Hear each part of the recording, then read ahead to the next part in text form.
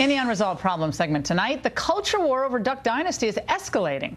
Late last week, A&E caved into pressure from fans and reversed its decision to suspend patriarch Phil Robertson from the hit show after he sounded off on gays, race, and religion in a magazine interview. Now the network is under fire from liberal activists. Phil Robertson and the Duck Dynasty is part of a majority white supremacist culture that either consciously or unconsciously incubates hatred toward those who are different. With me now is Howard Kurtz, the host of Media Buzz, which airs Sundays at 11 a.m. here on FNC.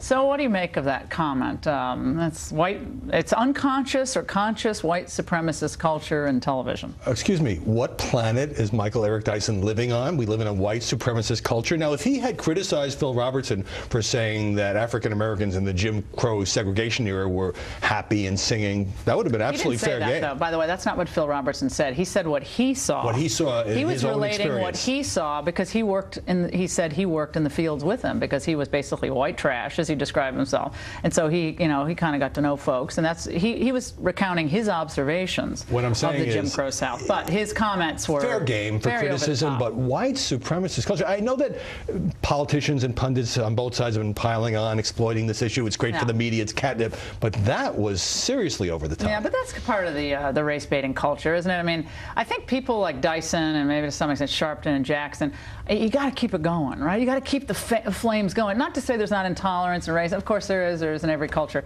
But my goodness, I mean, our society is probably more pluralistic, more open, more tolerant than I think than most major powers. I mean, maybe with the exception of maybe in Brussels or in France or something. But it's a full outrage machine. Yeah, it is, and yet when I look at this A&E thing, and I talked to a lot of folks over the last couple of weeks about it, there really is a divide in the country, right? And it's obvious because I think a lot of maybe more traditional Americans, they see a lot of what happens in the culture as offensive to them. They see a lot of what happens on, I don't know, I don't watch any of these shows, but I don't know, Glee or Modern Family, whatever these shows.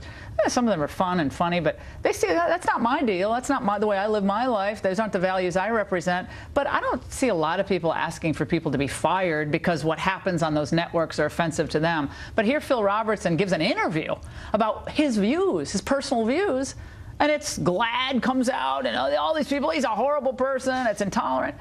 I just think they stepped over the line. I think GLAAD now looks like the bully, and I think a lot of people ironically see that organization as bullying basically good people who have a disagreement on the culture. Whether you agree with what Phil Robertson said or not, and I think his language was a little bit inflammatory toward gays, but I also understand that resonates, well, as you say. Millions upon millions of Bible-believing Christians who believe in 1 Corinthians, right, but when he kind of agree with his general view of the Bible. Forget his language. The tone, when he talks, gives a sermon and says that gays are arrogant God haters, that goes a little far for me. I wouldn't have suspended him, but here's what A&E did. A&E got on its high moral horse, and its executive said... But it caved to GLAAD. Why is it afraid of GLAAD? Why are people afraid of GLAAD? Well, A&E executives describe themselves as champions of the gay and lesbian community. This offends our corporate values, it said, so we're suspending Phil Robertson. As soon as the backlash heats up, suddenly the suspension is cut to, what, 0 days, and A&E says, oh, we'll put out some PSAs preaching tolerance. So this was a classic case of corporate spinelessness. Camille Paglia was on my radio show, and she said it was fascistic, almost Stalinist, how